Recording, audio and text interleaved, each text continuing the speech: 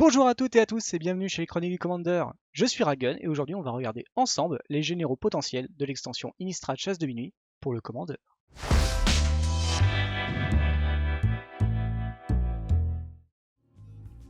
Avant de parler du top de l'extension, je voulais vous annoncer que la chaîne organise pour ses 5 ans d'existence un live de 24 heures qui se déroulera début octobre avec plein de lots tout au long du stream. Le planning arrivera fin septembre, mais attendez-vous à du très lourd sur la programmation et sur les dotations que vous pourrez espérer obtenir.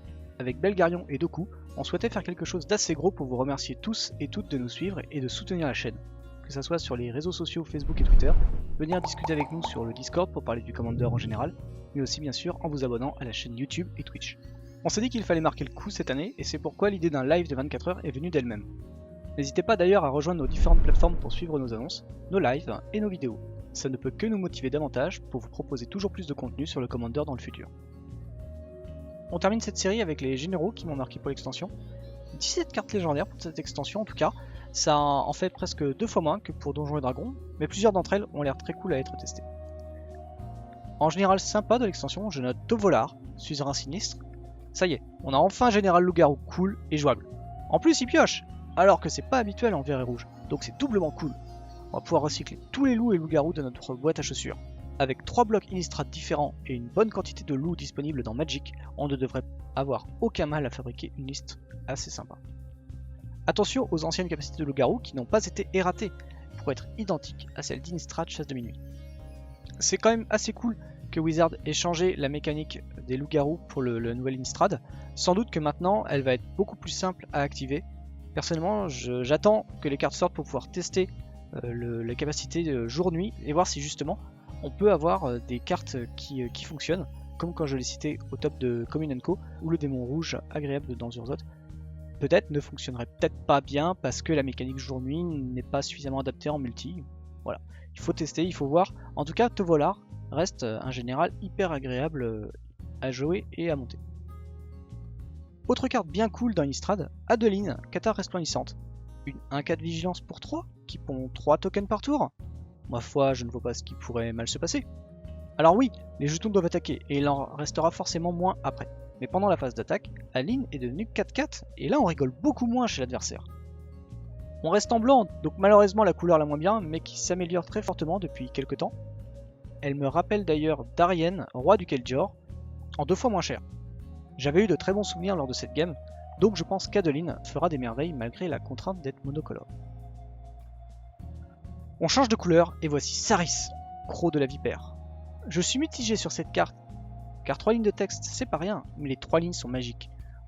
On peut coupler la carte pour faire un kill de fin de partie si l'on joue un deck fine, on peut dégager une créature pour la rendre inciblable, et on peut très bien dégager un terrain comme Berceau de Gaïa qui produira encore plus de mana. Bref, la carte est trop bien. Mais je ne sais pas si je la préfère en tout cas en créature ou en tant que général, mais les possibilités qu'elle propose peuvent changer le cours d'une partie très rapidement. Autre carte, un petit peu moins rigolote que le reste, mais qui peut être dévastatrice, c'est le vicieux Brindodactyle. On peut choisir de le jouer avec plein de créatures, pour qu'il soit très gros, plus un sort de réanimation globale pour tout ramener, ce qui peut clore les games rapidement, ou même en stratégie jeton. Vu que l'on est noir et vert et qu'on a accès à pas mal de producteurs de jetons, cette seconde stratégie fonctionne tout aussi bien. Attention par contre à ne pas se faire exiler notre cimetière trop souvent, sous peine de vous faire enlever votre kill, qui sera sans aucun doute un behemoth caveur de cratères pour rendre vos minions elfes 1-1 en 14-14 piétines.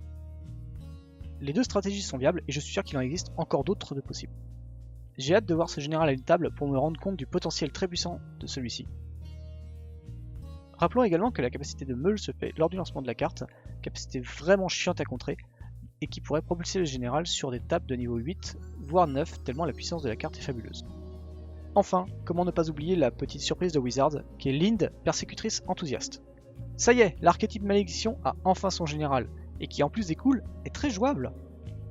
Sa capacité nous permet de remonter des malédictions de notre cimetière, et en plus, on pioche 2 cartes supplémentaires au début de notre tour. Les stats sont très honnêtes pour le coup.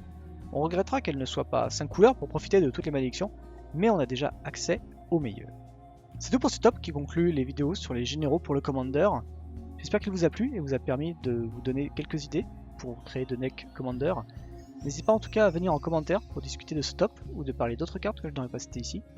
Moi je vais vous retrouver en novembre avec la deuxième partie de l'extension Innistrad, consacrée encore une fois aux loups-garous, aux vampires et peut-être un mariage, qui sait. On attend ça avec impatience. D'ici là je vous fais de très gros bisous et je vous dis à bientôt chez Chronicle Commander. Bye bye.